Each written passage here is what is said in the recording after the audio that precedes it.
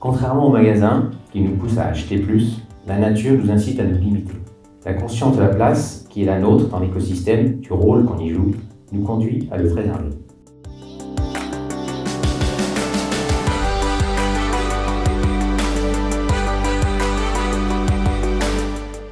Pour ça, on a fait appel à nouveau à Janine Benius et Biomimicry 3.8 pour essayer de comprendre comment fonctionnaient les écosystèmes et comment est-ce que nous, on pourrait faire fonctionner nos usines, comme des écosystèmes ultra performants. Première chose à bien comprendre, c'est prendre en compte cette vision intégrée holistique de l'entreprise dans tous ses impacts et dans toute la dynamique d'impact qu'il y a entre le social et le sociétal et l'environnement. Et ça marche aussi bien évidemment dans l'autre sens. C'est quand on crée de la valeur systémique, au-delà de gagner de l'argent, on crée aussi de la valeur environnementale et sociétale.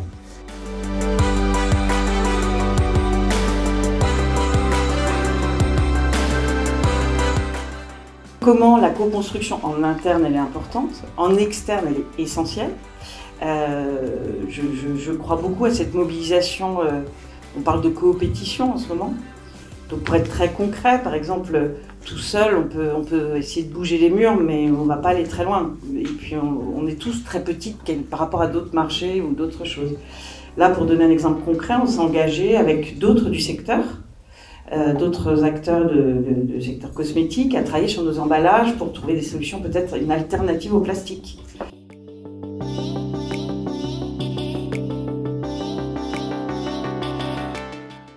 On a travaillé avec nos coopératives et là on a développé un programme qui nous a permis de travailler sur 3 grands piliers. La préservation de la ressource, puisque les parcs à karité sont des forêts naturelles, qui sont d'ailleurs pas monospécifiques, il y a plein d'autres essences sur ces forêts-là. Et ça permettait aussi d'assurer aux femmes d'avoir accès à la ressource plus largement et une ressource en plus. Ensuite, on a travaillé sur le process du beurre de karité. Donc, entre parenthèses, on achète du beurre et pas des amandes. On pourrait très bien acheter des amandes et faire le beurre nous-mêmes. Mais acheter le beurre directement, c'est 40% de valeur ajoutée en plus pour les femmes directement sur le territoire. Le 3e pilier sur lequel on a travaillé, c'était pouvoir diversifier les sources de revenus de ces femmes, parce qu'elles étaient extrêmement dépendantes de nos commandes. Et ça, c'est un aspect aussi qui est dans l'aspect social. C'est-à-dire que si on veut faire du développement durable, il faut que justement nos partenaires puissent aussi se développer.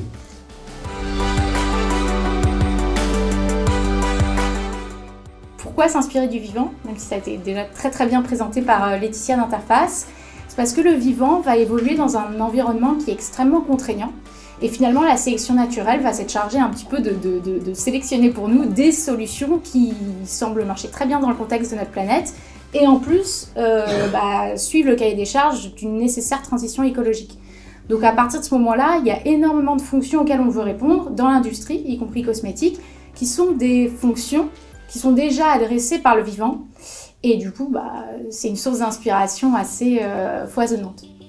Donc par exemple, dans la cosmétique, on peut se demander comment le vivant va protéger les surfaces délicates de rayonnement UV, ou comment le vivant va retenir de l'eau dans des climats qui sont arides. Et ce qui est assez intéressant pour la cosmétique, finalement, c'est que c'est un domaine où le vivant est déjà omniprésent.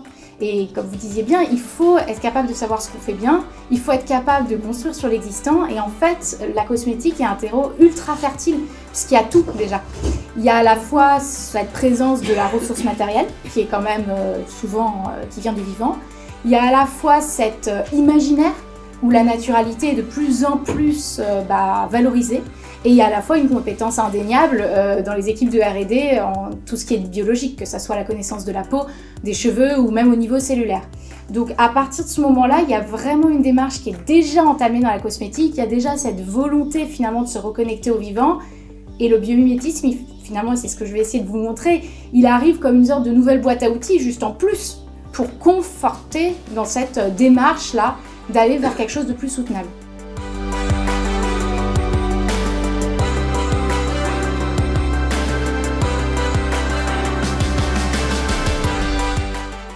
Aujourd'hui, ce sont des plantes qui sont cultivées en local en France en Provence, mais là on a l'opportunité de pouvoir aussi intégrer une association, de former des gens à la botanique pour cette réinsertion sociale et derrière aussi créer des ateliers de coloration végétale pédagogique, puisque c'est aussi utilisé dans le textile et donc ça permet aussi de créer de l'emploi pour faire des formations finalement aux enfants ou aux personnes âgées, etc.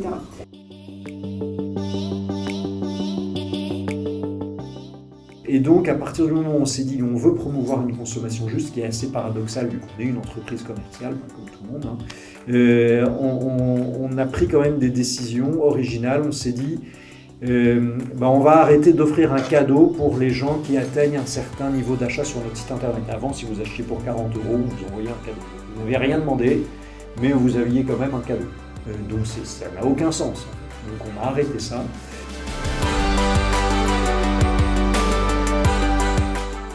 On a un service sur le site qui s'appelle Skin Concierge que vous pouvez réserver gratuitement. C'est une visio qui peut être avec moi ou un membre de l'équipe et où on fait un audit de votre salle de bain. Donc en fait, vous allez nous montrer tout ce que vous utilisez, vos produits, etc. Et là, on va vous dire, ça, ne rachète pas, ça ne te convient pas. Ça peut-être, détourne-le dans un autre usage.